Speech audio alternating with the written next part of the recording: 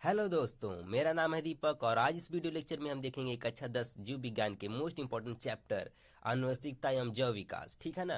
तो इस video lecture में हम देखेंगे इसके मोस्ट इंपॉर्टेंट क्वेश्चंस को और टॉपिक्स को जो क्या होते हैं आपके यूपी बोर्ड एग्जामिनेशन में पूछे जा सकते हैं। तो चलिए बिना किसी देरी के स्टार्ट करते हैं इस वीडियो लेक्चर को। ठीक है ना।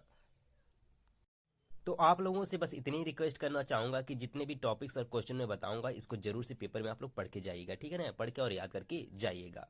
ठीक। तो चलिए चलते हैं हम लोग अपने क्वेश्चंस की तरफ।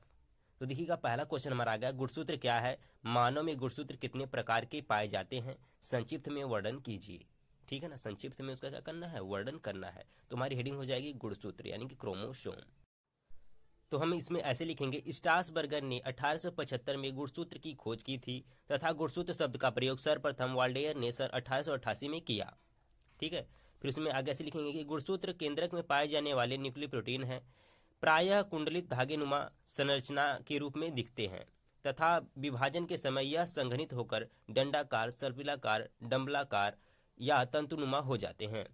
गुणसूत्र पर उपस्थित जीन्स आनुवंशिक लक्षणों के वाहक होते हैं। इस कारण हेतु गुणसूत्र आनुवंशिक वाहक कहलाता है। देखिएगा, गुणसूत्र दो प्रकार का होता है, एक होता है कायिक गुणसूत्र या अलिंग गुणसूत्र, ऐसे क्या बोलते हैं इसमें ऑटोसोम्स। ठीक है ना। तो इसमें ऐसे लिखेंगे, मानव में अधिकतर गुणसूत्रों यानी कि 22 जोड़े पर केवल दैहिक लक्षणों के जीन होते हैं।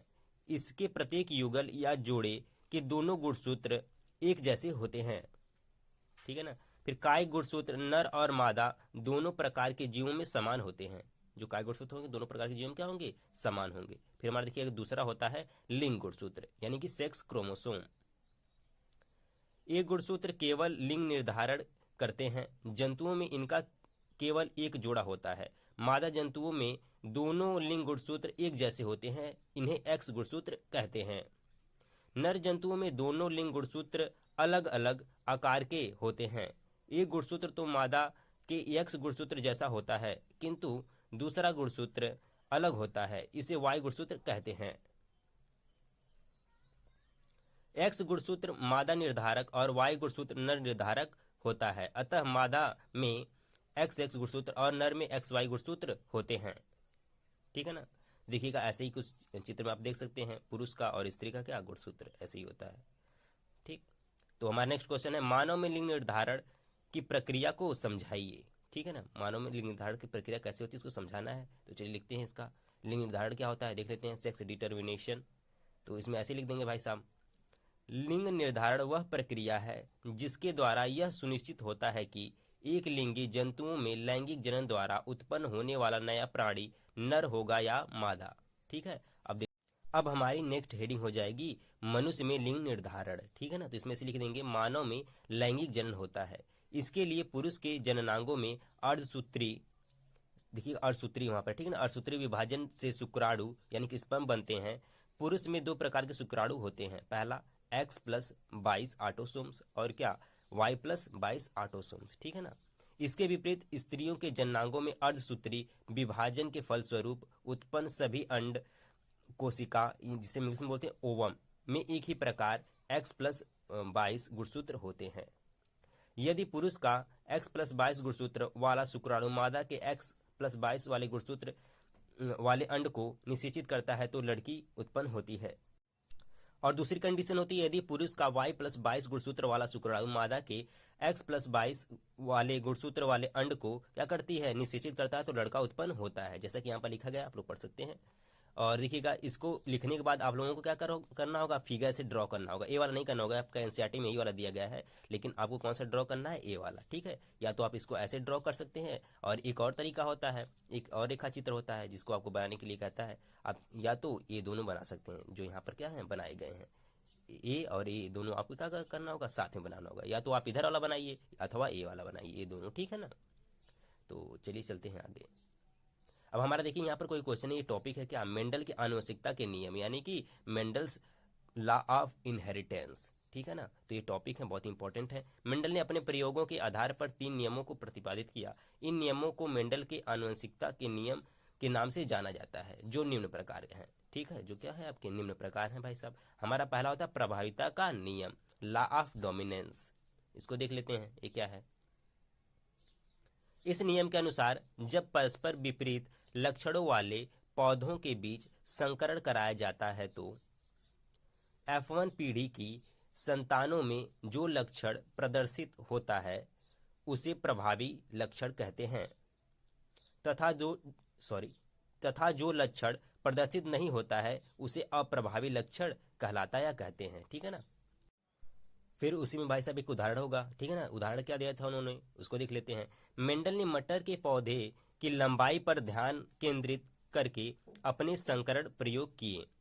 उन्होंने पाया कि जब शुद्ध लंबे पौधे यानी कि कैपिटल टी, ठीक है ना, का शुद्ध बौने पौधे यानी कि स्मॉल टी के साथ संकरण कराया जाता है तो प्रथम संतानी पीढ़ी यानी कि F1 में सदैव लंबे पौधे प्राप्त होते हैं।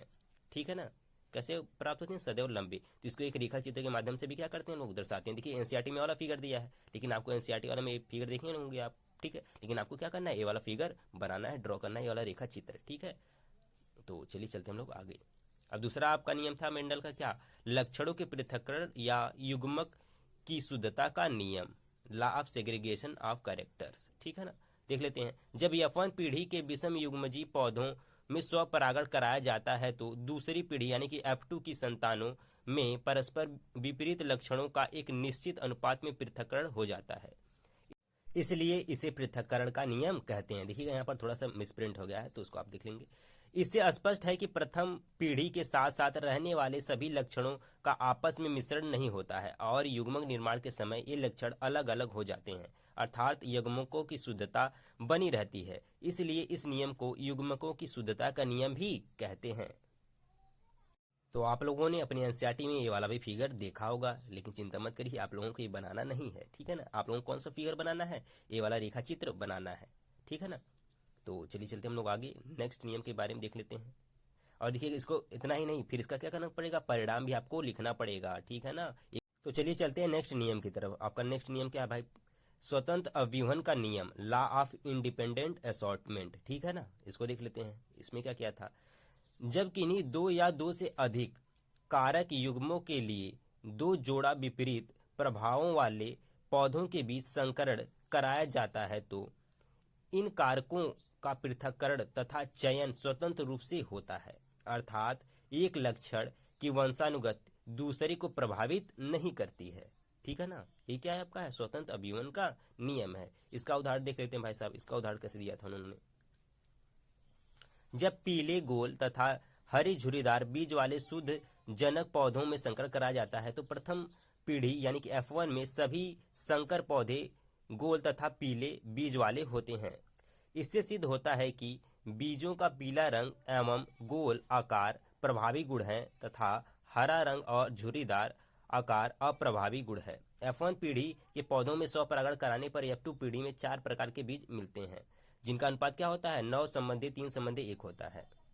देखिए जिसमें से पहला होता है पीले गोल, दूसरा होता है हरे गोल, और तीसरा क्या होता है आपका? पीले झुर्रीदार, और चौथा आपका क्या होता है? हरे झुर्रीदार। देखिए उसका मतलब जितना अनुपात है वो सब क्या क्या लिखा गया है। और देखिएगा आपने एनसीईआरटी में ये वाला फिगर भी देखा होगा, ऐसे जो फिगर है आप लोगों ने एनसीईआरटी में से नोटिस किया होगा। ठीक है ना। तो भाई साहब हमें बस इतने से तो काम चलेगा नहीं, आपने ये भी वाला फिगर देख रखा होगा। ठीक है। लेकिन आपको ये वाला ऐसे फिगर नहीं बनाना है। इसका रेखा चित्र कैसे बनाना है यहाँ पर आपका भी प्रदर्शित हो जाएगा। ठीक है ना। पहले आपको क्या करेंगे, इतना इसको बनाएंगे, इस रेखा चित्र को बनाएंगे, फिर इसके बाद इसके आगे भी है थोड़ा सा। ठीक है ना। फिर उसके बाद आपको क्या करना पड़ेगा, ऐसे क्रॉस करवाना पड़ेगा। ठीक है। अगर आप लोगों के वाला आता है तो ठीक है, नहीं तो मैं इसके लिए अलग से वीडियो बना दूंगा। ठीक है। फिर उसके बाद क्या लिख देंगे आप, इसका परिणाम भी लिख देंगे, इसका परिणाम क्या होगा। तो यहाँ पर क्या होगा, ये वाला नियम पूरा कंप्लीट हो जाएगा। अगला हमारा क्वेश्चन है, जीवाश्म क्या है, यह कैसे बनते हैं, जीवाश्म की उम्र कैसे ज्ञात की जाती है। ठीक है ना। ये हमारा क्या नेक्स्ट क्वेश्चन है, तो इसका भी आंसर हम क्या कर लेते हैं, देख लेते हैं। तो हमारी हेडिंग हो जाएगी जीवाश्म यानी कि फॉसिल। सामान्यतः जीव की मृत्यु के बाद उसके शरीर का अपघटन यानी कि गलन हो जाता है तथा वह समाप्त हो जाता है, परंतु कभी कभी जीव अथवा उसके कुछ भाग ऐसे वातावरण में चले जाते हैं जिसके कारण इनका अपघटन पूरी तरह से नहीं हो पाता है। जीव के इस प्रकार के परिरक्षित अवशेष जीवाश्म कहलाते हैं, या इसको एक तरीके से और भी आप परिभाषित कर सकते हैं अथवा। ठीक है ना। ऐसे पृथ्वी पर किसी समय जीवित रहने वाले अति प्राचीन सजीवों के परिरक्षित अवशेष या उनके द्वारा चट्टानों पर छोड़ी गई छाप को जो पृथ्वी की सतहों या चट्टानों की परतों में सुरक्षित पाए जाते हैं उन्हें जीवाश्म कहते हैं। जीवाश्म का निर्माण, ठीक है, जीवाश्म का निर्माण कैसे होता है उसको भी हम देख लेते हैं। जीवाश्म बनने की प्रक्रिया को क्या कहते हैं, ध्यान दीजिएगा, जीवाश्मीकरण कहते हैं, ठीक है ना। इसमें पहला ऐसे होता है क्या, जीवाश्म आमतौर पर तब बनते हैं जब जीव विभिन्न कारणों से मर जाते हैं और दब जाते हैं। फिर उसके बाद क्या होता है, मरने के बाद जीवाश्मों के शरीर या अवशेष तब राख, रेत, लावा या मिट्टी से ढक जाते हैं और उन पर कई परतें बन जाती हैं। दबाव जैसे विभिन्न कारकों के कारण ये परतें समय के साथ कठोर हो जाती हैं, ठीक है ना, और क्या हुई, जीवाश्म ऐसे क्या होता है आपका, बन जाता है। फिर देखिए जीवाश्म की उम्र ज्ञात करने की विधि या तरीके जो भी हैं, ठीक है, वॉटेवर। जीवाश्म की उम्र ज्ञात करने की मुख्यतः दो विधियां होती हैं। पहली क्या होती है भाई साहब, उसको देख लेते हैं। पहली होती है सापेक्ष विधि। सापेक्ष विधि में क्या होता है उसको भी देख लेते हैं। यदि हम किसी स्थान पर खुदाई करते हैं और एक गहराई तक खोदने के बाद हमें जीवाश्म मिलने प्रारंभ हो जाते हैं, तो ऐसी स्थिति में पृथ्वी की सतह के निकट वाले जीवाश्म गहरे स्तर पर पाए गए जीवाश्मों की अपेक्षा अधिक नए होते हैं, ठीक है ना। फिर दूसरी हमारी क्या विधि होती है, दूसरी होती है फॉसिल डेटिंग। ये क्या होती है, ये बहुत ही अच्छी विधि है, इसको देख लेते हैं। इस विधि में जीवाश्म में पाए जाने वाले किसी एक तत्व के विभिन्न समस्थानिकों का अनुपात के आधार पर जीवाश्म का समय निर्धारण किया जाता है, ठीक है। क्या हो गई आपकी फॉसिल डेटिंग वाली विधि हो गई, ठीक है। तो हम लोग बढ़ते हैं आगे, ठीक है। देखिएगा आप लोगों ने ऐसे जीवाश्म वाला फिगर देखा होगा, एनसीईआरटी बुक में आपके दिया है, ऐसे क्या होते हैं, जीवाश्म होते हैं। तो हमारा नेक्स्ट क्वेश्चन क्या है भाई साहब, उसको देख लेते हैं। निम्न पर टिप्पणी लिखिए, यानी पर जो निम्न दिए गए इन पे क्या करना है, टिप्पणी लिखना है। ऐसे क्या है, पहला समजात अंग है, फिर क्या है, समृद्ध अंग है, और फिर तीसरा क्या है, अवशेषी अंग। इन सब पे क्या करना है, टिप्पणी लिखना है। तो बारी बारी से देख लेते हैं। पहला क्या आपका है, समजात अंग, समजात अंग यानी कि होमोलॉगस आर्गन। देख लेते हैं, ऐसे अंग जो संरचना और उत्पत्ति में समान हो लेकिन कार्य में भिन्न हो समजात अंग कहलाते हैं। इसकी इस समानता को समजातता कहते हैं, ठीक है ना। इसका उदाहरण देख लेते हैं भाई साहब। इसका उदाहरण क्या है, ये भी बहुत इंपॉर्टेंट है, जब भी आपको लिखना होगा तो पूरा लिखना होगा, ठीक है ना।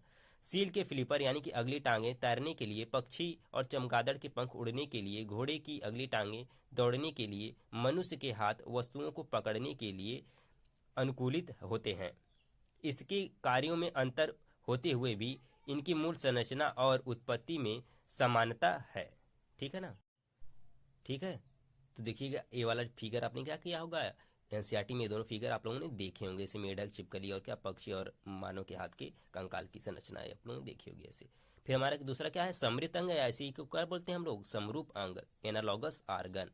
तो ऐसे अंग जो संरचना तथा उत्पत्ति में भिन्न हो, ठीक है ना, क्या हो, संरचना उत्पत्ति में भिन्न हो लेकिन कार्य में समान हो, समृद्ध अंग कहलाते हैं।